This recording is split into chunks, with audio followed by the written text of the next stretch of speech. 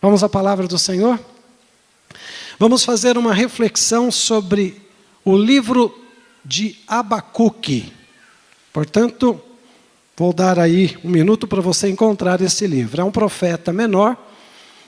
Ele, obviamente, está no Velho Testamento.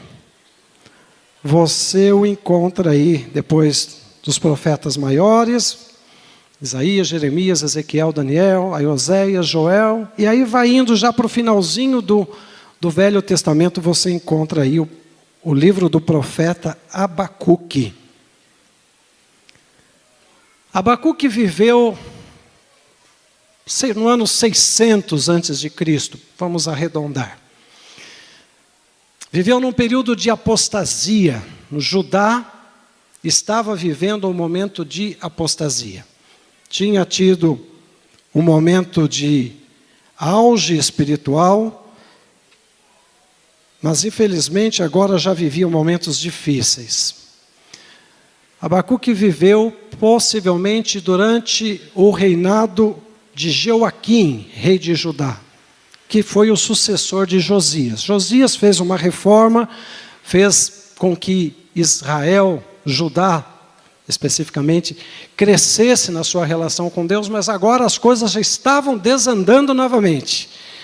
E infelizmente, mesmo no meio de Judá, mesmo em Jerusalém, mesmo na cidade amada, onde o Deus de Israel, o Deus verdadeiro, o nosso Deus Yahvé é adorado, servido, mesmo ali, as suas regras, as normas que ele tinha estabelecido, a sua lei não estava sendo seguida. Queridos, por que acontece isso? Como o povo de Deus pode estar vivendo de forma incorreta, injusta, o seu proceder não ser de acordo com a vontade de Deus? Dá para entender alguma coisa assim? Talvez você pergunte por que na igreja acontece isso, por que eu vejo essas coisas, algum tempo atrás não era assim, as coisas estão desandando, cadê o pastor dessa igreja, cadê os anciãos, os diáconos, cadê o pessoal, por que as coisas estão tão diferentes do que nós gostaríamos que estivesse? Essa mesma pergunta Abacuque também fazia. Estava havendo um clima de total injustiça. Os ricos oprimindo os pobres, a lei de Deus não era respeitada, aqueles que tinham mais estavam se aproveitando dos menos favorecidos. E por incrível que pareça, parecia que a felicidade estava do lado dos errados. E aqueles que queriam ser corretos, justos no seu procedimento, estavam passando por dificuldades. Irmãos, estas e outras perguntas frequentemente são feitas por pessoas como você e eu. Nesses dias de tantas dúvidas, de tanta apreensão, nesses momentos difíceis, como foi mencionado pelo irmão Elbio na sua oração, nesses momentos difíceis pelo qual o país, a nação está passando, de incertezas, de dúvidas, de medo, de insegurança, metade da nação está tendo essa sensação, a outra metade, nem todos estão 100% seguros. O que fazer? Por que Deus não se manifesta? Por que Deus não age? Era essa a pergunta de Abacuque. Porque havia injustiça e Deus, o Deus da justiça, se calava. Por que o Senhor se cala quando as coisas estão tão difíceis? Por que Deus não faz nada? Quero dizer para vocês que Abacuque não era um homem sem fé, um homem fraco espiritualmente, não. Apesar dele estranhar a atitude de Deus em consentir que o justo fosse oprimido pelo injusto, em nenhum momento do seu livro Abacuque revelou falta de fé, falta de confiança em Deus. A franqueza com que Abacuque pergunta, interroga, questiona a Deus, torna o seu livro diferente de todos os outros profetas. O desejo de saber por que Deus permitia que o mal continuasse, aparentemente sem ser reprimido, era isso que lhe preocupava. Eu acho que hoje nós temos muitos Abacuques. Não temos tantos profetas, né? Não acreditamos que temos uma orientação profética, mas tem muita gente. Na pessoa de Ellen White, cremos que Deus já escolheu uma profetisa que vai estar conduzindo essa igreja. Se ele precisar levantar mais alguém, ele levantará. Não temos tantos profetas, mas temos muitos Abacuques do ponto de vista questionador. Não se sabe exatamente o que significa o nome de Abacuque. Talvez abraço. Talvez o seu nome tenha derivado de uma planta da época, mas não vem ao caso. Abacuque demonstra-se um profeta amoroso, preocupado com o seu povo, e isso é o que importa. Apesar das suas indagações, e eu gostaria que os Abacuques modernos também pensassem assim, apesar das suas dúvidas, apesar de você não ter resposta para todas as suas perguntas, uma certeza você pode ter: Deus tem a solução para todos os problemas. Ele está no controle de tudo. A primeira pergunta de Abacuque, eu gostaria de convidar você agora a abrir a sua Bíblia. Você já deve ter aberto aí no livro de Abacuque, deixe aí no capítulo 1. Nós vamos ler aí 2 versos, os versos 3 e 4 desse capítulo. Por que me fazes ver a iniquidade? Por que toleras a opressão? Pois a destruição e a violência estão diante de mim. Há litígios e surgem discórdias. Por isso a lei se afrouxa, e a justiça nunca se manifesta. Porque os ímpios cercam os justos, e assim a justiça é torcida. Para o profeta que sonhava com a justiça, ver os ricos oprimindo os pobres, os menos favorecidos sendo prejudicados, era algo difícil de aceitar. E por isso que ele perguntou para Deus: por que, Senhor? Por que a lei se afrouxa? Por que a violência está vencendo? Por que o Senhor permanece inativo diante de tanta injustiça? E aí Deus dá a resposta. Deus disse para ele: calma, Abacuque, eu estou pronto para agir, e vou agir antes do que você imagina. Eu não estou inativo. Irmãos, mesmo que pareça, Deus está no comando, nunca se esqueça disso. Mesmo que pareça que Ele não responde às tuas perguntas, às tuas inquietações, Ele está te vendo, Ele conhece a sua angústia, a sua necessidade, e no devido tempo Ele vai agir. Deus está no comando, nunca se esqueça, igreja. Aparentemente Ele estava parado, mas Ele estava agindo de acordo com o seu plano divino. E a atitude tomada por Deus em relação ao pecado de Judá seria imediata. Ele não iria esperar muito tempo. Sabe qual era a solução que Deus tinha para os judeus? Para resolver esse problema de injustiça, de violência? Ele iria trazer os caldeus, os babilônios, que viriam e destruiriam tudo. E aí o problema estaria resolvido. Eu não sei se Abacuque tinha cabelo. Se ele tinha cabelo, eu tenho certeza que ele ficou com os cabelos em pé. Como assim, Senhor? Por que o Senhor vai agir dessa maneira?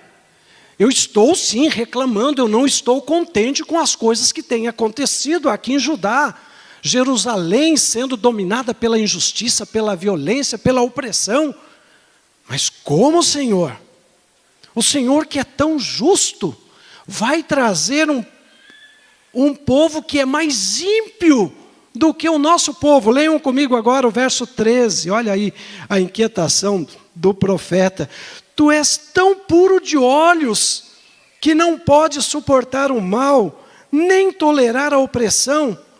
Por que então toleras os traidores e te calas quando os perversos devoram aqueles que são mais justos do que eles? Veja, agora Abacuque estava incomodado com o fato de Deus estar trazendo os caldeus para resolver o problema, para praticar a justiça, que os seus juízes não tinham praticado. E Abacuque se levanta de novo. Abacuque é conhecido como o profeta questionador.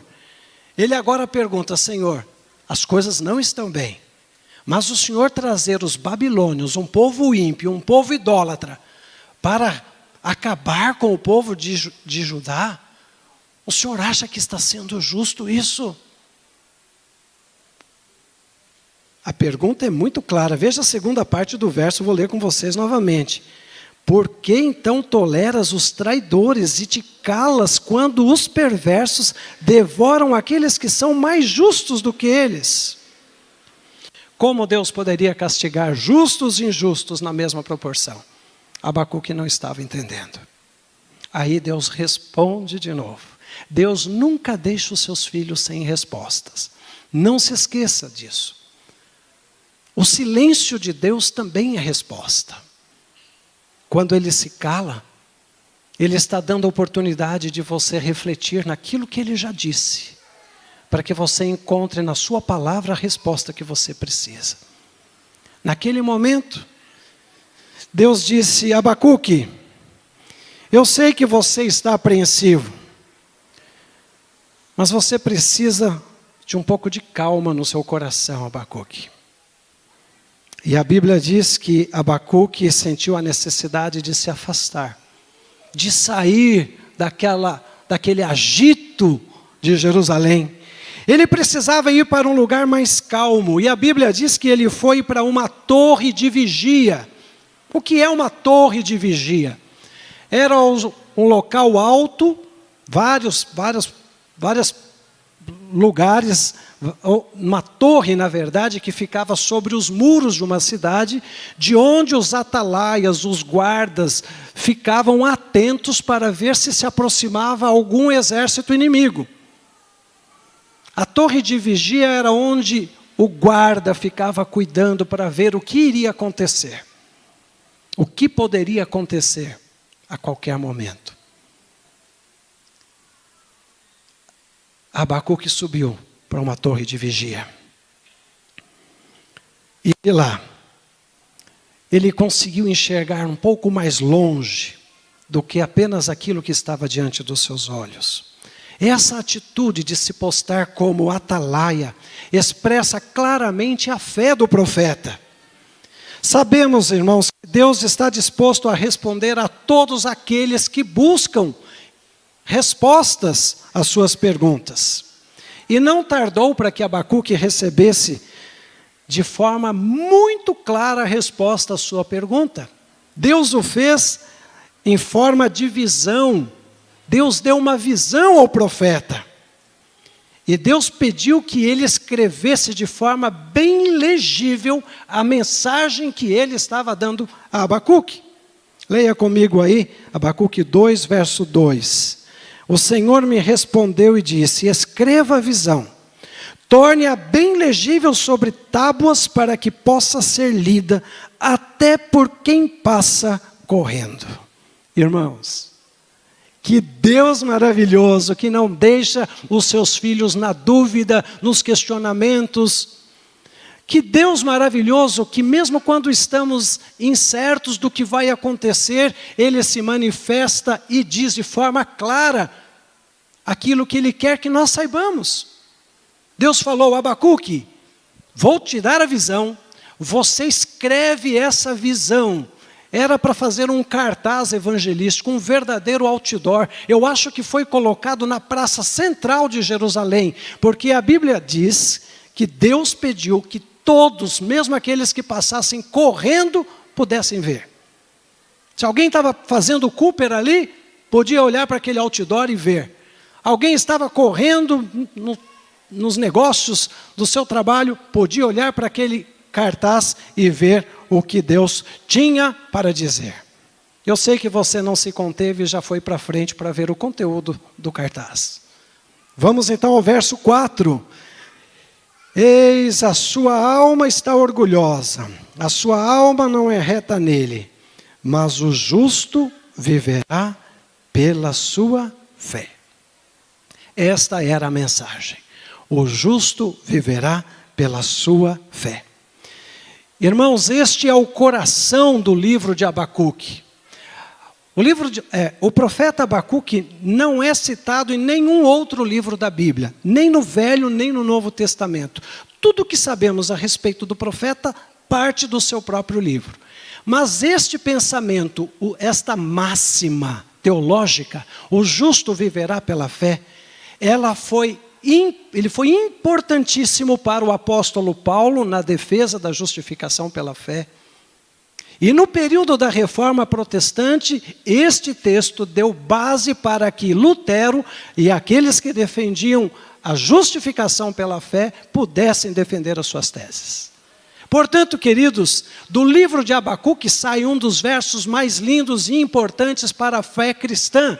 O justo vive pela sua fé. O justo viverá pela fé. Exatamente no momento em que as dúvidas mais nos invadem a alma, quando a tentação de abandonar a fé parece ser insuportável, vem como um relâmpago a mesma resposta de Deus a Abacuque.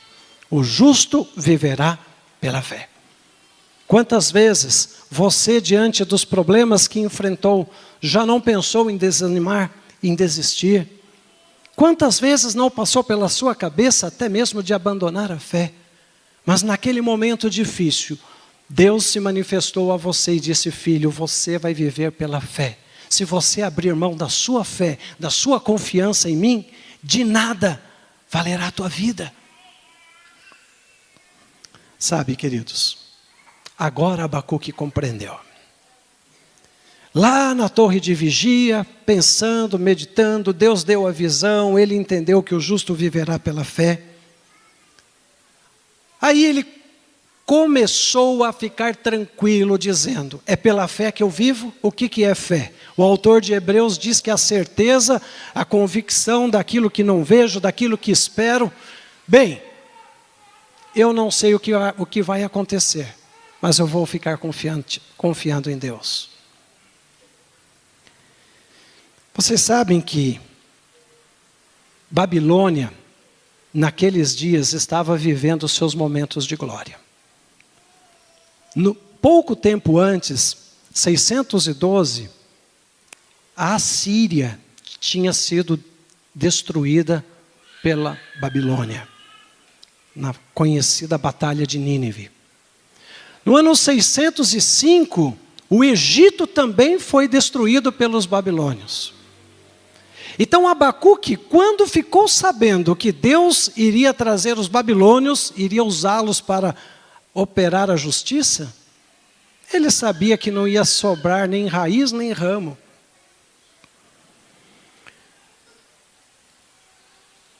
Só que Deus, apesar de estar usando os babilônios como instrumentos para a justiça em Judá, em Jerusalém, ele já tinha a sentença para essa nação ímpia. E aí ele apresenta, aí no capítulo 2 nós encontramos vários ais, várias sentenças de Deus para os babilônios.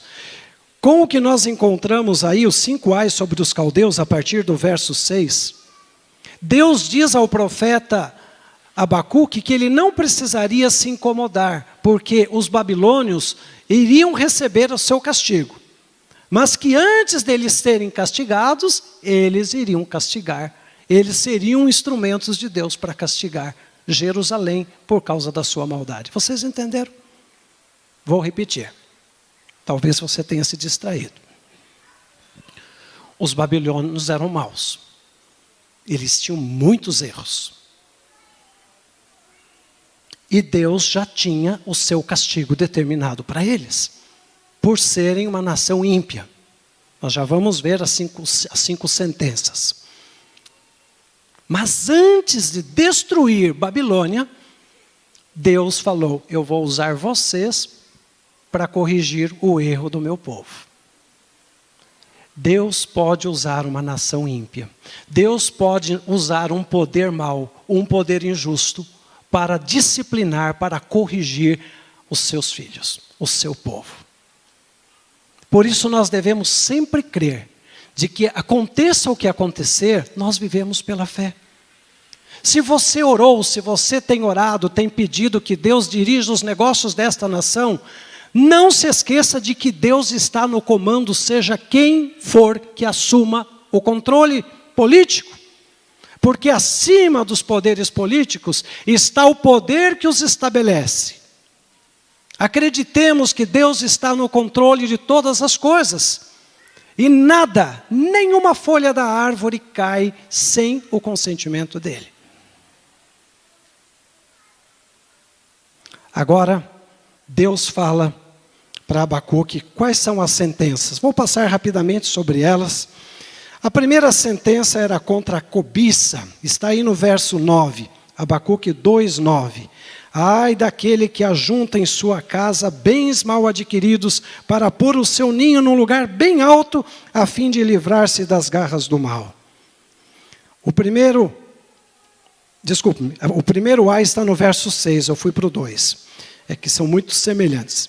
No verso Abacuque 2, versículo 6. Não é de fato que todos esses povos proferirão contra ele um provérbio, um dito, um tom de zombaria? Eles dirão: ai daquele que acumula o que não é seu. Até quando? E daquele que se enche de coisas penhoradas. Babilônia foi conhecida como a nação que tomava injustamente os bens dos outros povos. Não é à toa que na profecia de Daniel, ela é representada como a cabeça de ouro, porque Babilônia se encheu de todas as riquezas. O primeiro ai, a primeira sentença de Deus para os babilônios era contra a avareza deles. O segundo, bem semelhante a este, está aí no verso que nós lemos anteriormente. Vamos repetir então o verso 9. Ai daquele que ajunta em sua casa bens mal adquiridos. Até aí, como já lemos o verso, não precisamos ler todo. Ai daquele que ajunta em suas casas bens mal adquiridos. Nós temos aí uma condenação contra a cobiça. A avareza e a cobiça andam juntos. E Deus estava dizendo que esses dois males de Babilônia iriam ser punidos. O terceiro ai está no verso 12. Verso 12. Ai daquele que edifica uma cidade com sangue e a fundamenta na iniquidade. Deus estava dizendo aos babilônios que a violência com que eles destruíam, matavam, tiravam vidas inocentes para conquistar o seu poder, um dia seria punido. Então o terceiro ai é contra a violência. O quarto ai está no verso 15. Ai daquele que dá ao seu companheiro vinho misturado com o seu furor e que o embebeda para lhe contemplar a nudez. A quarta sentença de Deus contra os babilônios era contra a mentira, a trapaça. Os babilônios eram peritos em embriagar os seus adversários para zombarem da sua fraqueza. E o quinto e último ai, mencionado aí no verso 19, diz: ai daquele que diz à madeira, acorda, e à pedra muda, levante-se. Pode o ídolo ensinar? Eis que está coberto de ouro e de prata, mas no seu interior não há fôlego de vida. Queridos, o quinto ai de Deus contra a Babilônia era contra a idolatria. Babilônia era um povo pagão, adoravam deuses falsos, como Marduk, Istar e Haddad. Haddad era o deus babilônio que controlava, segundo eles, o tempo, o clima. Tanto que o símbolo desse deus é um deus segurando uns raios. Você já deve ter visto essa cena. Queridos, Babilônia era uma nação pagã, uma nação idólatra. E Deus estava dizendo: Abacuque, vou usar os babilônios para repreender o meu povo, mas o que é deles está guardado. Já tenho a sentença contra a avareza, contra a cobiça, contra a sua violência, contra as suas trapaças e contra a sua idolatria. Babilônia vai ser punida. Fique tranquilo, Abacuque. Na sede de justiça do profeta, ele conseguiu entender que Deus não age como nós gostaríamos que ele agisse, mas ele age de acordo com o seu plano eterno. E embora Babilônia fosse usada para punir Judá, eles também seriam punidos. Bem, posso dizer para vocês que agora Abacuque já estava satisfeito. Aquele profeta que a princípio estava indignado, questionando, perguntando, por que, Senhor? Por que, Senhor? Agora ele já tinha entendido que o justo vive pela fé, que aconteça o que acontecer, Deus está no comando, Jeová está no controle de tudo, e não há motivo para se apavorar. Agora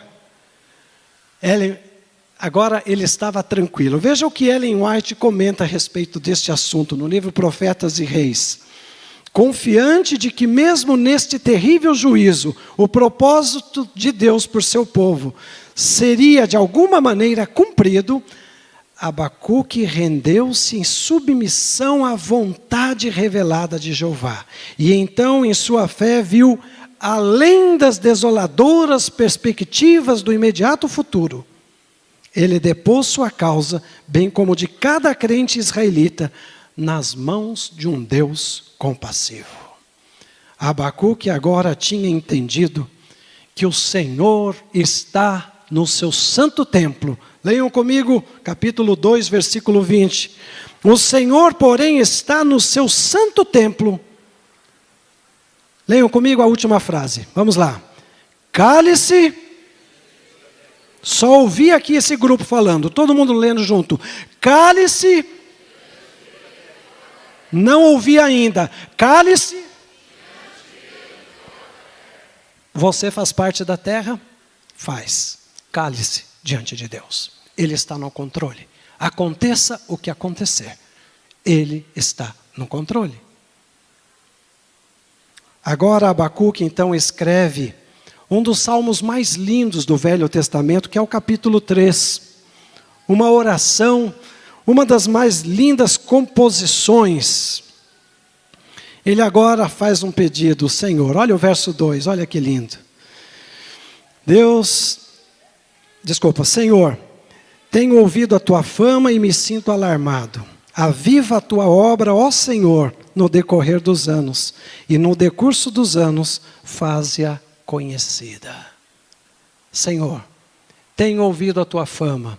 Abacuque menciona que quando a lua e o sol pararam, quando o sol parou, quando o povo de Israel passou o Mar Vermelho, depois passou o Jordão, ele cita nesse salmo, vários momentos da história de Israel em que Deus manifestou o seu poder de forma maravilhosa, e ele disse, Senhor, eu tenho ouvido a tua fama, eu sei que o Senhor é poderoso, então só quero te fazer um pedido, aviva a tua obra no meio do povo. Mostra, Senhor, que o Senhor está no controle. Mostra que não está tudo perdido. Abre os olhos do meu povo para que eles vejam que o mundo não está sem controle, mas que o Senhor está no domínio de tudo. E agora, Abacuque encerra o seu salmo com esses versos lindos. Vamos mencionar apenas do verso 17 em diante. Vocês sabem, antes de ler, é bom a gente lembrar que Judá era uma nação agrícola.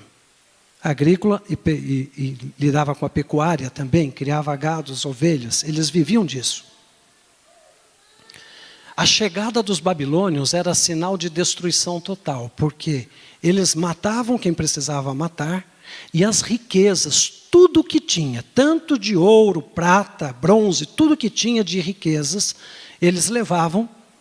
E eles levavam tudo que tinha na agricultura. Se tinha Uvas eles colhiam, levavam, se tinham oliveiras cheias, eles pegavam as azeitonas e levavam. Se tinha qualquer cereal no campo, trigo, eles colhiam tudo. Eles saqueavam, não ficava uma azeitona. Não ficava um cordeirinho no aprisco. Era sinal de destruição total. Com esse pensamento, leia o que Abacuque diz aqui, nos versos 17 em diante. Ainda que a figueira não floresça, nem haja fruto na videira, ainda que a colheita da oliveira decepcione, e os campos não produzam mantimento, ainda que as ovelhas desapareçam do aprisco, e nos currais não haja mais gado, mesmo assim, eu me alegro no Senhor e exulto no Deus da minha salvação. Queridos, ainda que as coisas não aconteçam como você acha que deveriam acontecer, alegre-se no Senhor, exulte no Deus da sua salvação. O que tem que acontecer, acontecerá. Temos pouco tempo para ficar aqui. Mais importante do que estarmos preocupados com os rumos políticos do mundo ou do nosso país, deveria ser a nossa preocupação de nos consagrarmos a Deus, de subir numa torre de vigia, de olhar mais longe, de olhar distante, porque nós ficamos olhando apenas um palmo à frente do nariz, e é por esse motivo que tem muitos cristãos, muitos adventistas apavorados, desesperados, não tem tempo para estudar a Bíblia, não tem tempo para orar, não tem interesse de vir à igreja, está dando espaço para hábitos e práticas que até pouco tempo atrás reprovava. Não se incomode, não se importe com isso na vida dos outros. Se preocupe se isso está acontecendo na sua vida. Que sinais estão se manifestando na tua vida que podem demonstrar que você não está atento ao Senhor que está no controle de todas as coisas. Dias difíceis virão, se agora ou depois, não sei, mas logo virão. A igreja enfrentará perseguição por causa de sua fé? Sim, enfrentará. Agora ou mais adiante, não sei, mas está profetizado. Então se prepare, igreja, dobre os joelhos, ore, se entregue ao Senhor sem reservas. Pare de brincar com o pecado, pare de ficar com um pé na igreja e um pé no mundo. Pare de viver uma religião dividida. Deus está a ponto de nos vomitar de sua boca, na linguagem de João no Apocalipse. É momento de nos consagrarmos, de pararmos de olhar para os erros dos outros e olharmos para os nossos próprios defeitos e vermos o que podemos fazer para estarmos em pé diante do Filho do Homem quando Ele se manifestar. Que Deus abençoe a você, que Deus me abençoe também. Que Ele abençoe-nos como igreja, como povo, que Ele nos abençoe como nação. Continuemos orando pelo nosso país. Oremos pelas autoridades constituídas. Peçamos que a vontade de Deus se faça através de quem quer que seja que esteja no poder. Acreditemos naquilo que o apóstolo Paulo escreveu em Romanos 13, 1 e 2. Toda autoridade é constituída por Deus, mesmo que seja para juízo, se necessário. Mas se Ele permitiu, aceitemos sua vontade. Que Deus esteja no comando da tua vida e da minha. Que eu e você, pela fé, olhemos um pouco mais adiante e acreditemos que o justo viverá pela fé. Aconteça o que acontecer, Deus não vai te desamparar, Deus não vai te abandonar. Essa é a minha oração, esse é o meu desejo, em nome de Jesus. Amém.